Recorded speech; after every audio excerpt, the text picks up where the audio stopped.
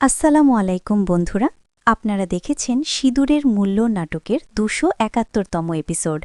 ভিডিওটি শুরু করার আগে একটি লাইক দিন, শেয়ার করুন, চ্যানেলটি সাবস্ক্রাইব করতে ভুলবেন না। তো চলুন শুরু করা যাক। এপিসোডের শুরুতেই আমরা দেখতে পাই সবাই যখন পুজোর ঘরে কথা বলতে ব্যস্ত, হঠাৎই জোরে হাওয়া শুরু হয়, আর মিস্ত্রি যে প্রদীপটা জ্বালিয়েছিল মন্দিরে সেটা নিভে যাওয়ার উপক্রম। তাড়াতাড়ি মিস্ত্রি গিয়ে সেটা আড়াল করে ধরে, সাথে অর্জুন গিয়ে ধরে। দুজনে একসাথে হাত দিয়ে আড়াল করে ধরে যাতে প্রদীপটা নিভে না যায়। ঠিক তখনই ছোট দাদি জোরে জোরে হাসার শব্দ শুনতে পায় সবাই। তারপর সবাই পেছনে ঘুরে দেখতে পায় অনেকগুলো ফ্যান একসাথে চালিয়ে দিয়েছে ছোট দাদি। তারপর ছোট দাদি বলে, আজ তোমাদের সবার লাশ ঢাকার জন্য এক মুঠো মাটিও পাবে না। সবাই এটা শুনে তো ভয় পেয়ে যায়। তারপর মিস্ত্রি অর্জুনকে বলে, অর্জুন, তাড়াতাড়ি কিছু একটা নিয়ে আসো যাতে প্রদীপটা আমরা ঢাকতে পারি। তারপর অর্জুন উঠে দাঁড়ায়, দাঁড়িয়ে বলে, আমি প্রদীপ নিপতে দেব না, তুমি চিন্তা করো না ভালো মেয়ে, আমি এক্ষুনি কিছু নিয়ে আসছি। তারপর সে মন্দির থেকে বাহিরে আসে। যেই সে বাহিরে আসে, ছোট দাদি তাকে একটা চড় মেরে তাকে নিচে ফেলে দেয়। এটা দেখে অর্জুনের বাবা চিৎকার করে অর্জুনকে ডেকে ওঠে। সবাই তো ভয় পেয়ে যায়। ছোট দাদি অর্জুনের অবস্থা দেখে হাসতে থাকে জোরে জোরে। তারপর অর্জুনের বাবা যায় অর্জুনকে তুলতে। যেই না সে মন্দির থেকে বাহিরে বেরোয়, অমনি ছোট দাদি তার পায়ের নিচের থাকা কার্পেটটা সরিয়ে দেয়। অমনি অর্জুনের বাবা পা পিছলে পড়ে সোফায়। এটা দেখে তো আরও সবাই বেশি ভয় পেয়ে যায়। তারপর অর্জুনের বাবা অনেক ব্যথা পায়। তারপর যেই আজবিন তাদের কাছে আসতে নেয়, তার সাথেও ঠিক একই রকম হয়। এদিকে মিস্ত্রি না তো প্রদীপটা ছাড়তে পারছে, আর না ওদিকে যেতে পারছে। পল্লু আঙ্কেল বলে, তখনই আশ্রমে থেকে যেতাম, তাহলে এত কিছু সহ্য করতে হতো না। তারপর ছোট দাদি মিস্ত্রিকে উদ্দেশ্য করে বলে, তুই আর তোর পরিবারকে আমি শেষ করে দিব। আগে শেষ করব ওই প্রদীপকে, তারপর তোদেরকে এক এক করে আমি শেষ করে দিব। এই বলে সে আবারও জোরে জোরে হাসতে থাকে। তারপর দাদিমা প্রদীপের দিকে তাক করে আবারও জোরে ফ্যান চালিয়ে দেয়। এতে করে পুজোর সমস্ত ফুল উড়ে গিয়ে পড়তে থাকে। তারপর মিস্ত্রি অনেক চেষ্টা করে প্রদীপটা যাতে না নেভে। আজবিন টেবিলের ওপর একটা বোল দেখতে পায়। সেই বোলটা সে ক্যাচ করে ও তার বাবাকে দেয়। তার বাবা ক্যাচ করে অর্জুনকে দেয়। অর্জুন যেই না ক্যাচ করে মন্দিরের দিকে, অমনি পল্লু আঙ্কেল সেটা নেওয়ার জন্য মন্দিরের বাইরে পা রাখে।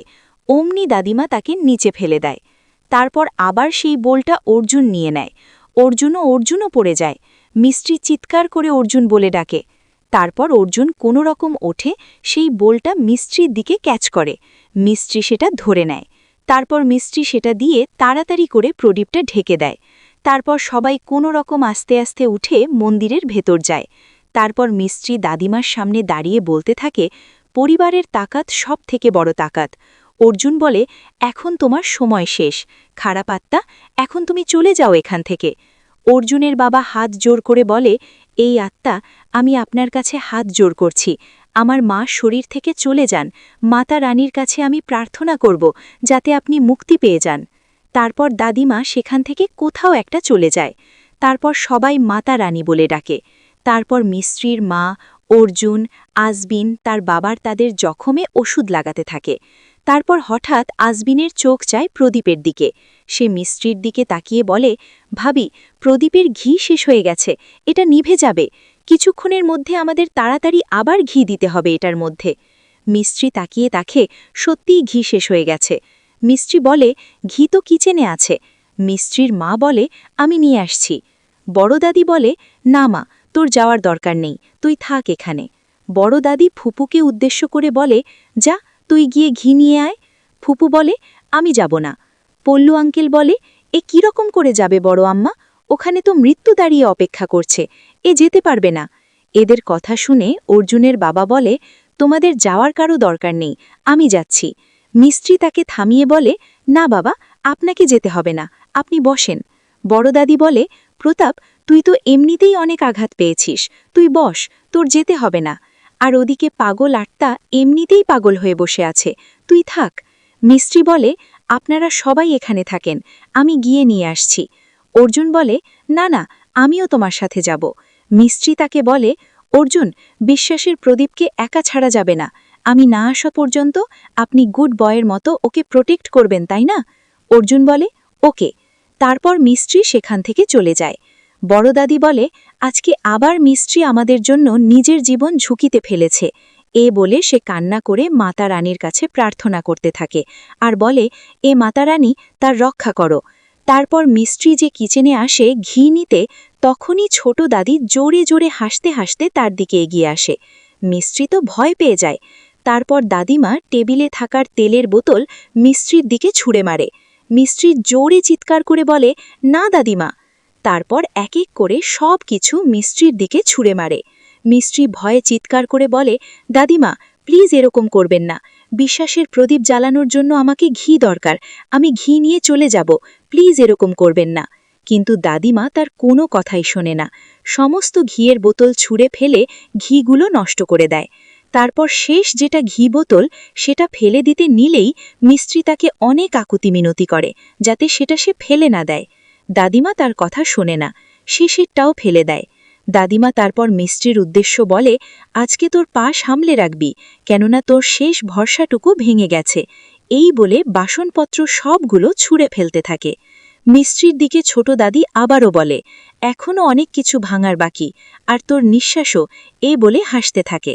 তারপর ছোট দাদি আসে মিস্ত্রিকে ধরে ফেলে আর বলে, এখন তোর পরিবার, তারপর আরেকজনের পরিবার, যতক্ষণ না প্রত্যেকটা ভালোবাসার পরিবার আমি মেরে না দিই, ততক্ষণ এই আত্মার শান্তি পাবে না। তারপর মিস্ত্রি দাদিমার আড়ালে গিয়ে কিচেনের ড্রয়ার খুলে তার ভেতর থেকে একটা ঘিয়ের বোতল হাতে নেয়। তারপর দাদিমা তার হাতে ঘিয়ের বোতল দেখে অনেক রেগে যায়। মিস্ত্রি বলে, মাতারানী বাচ্চাদের শেষ ভরসা, সমুদ্রের থেকেও বেশি গভীর, আমি বিশ্বাসের প্রদীপ নিভতে দেব না।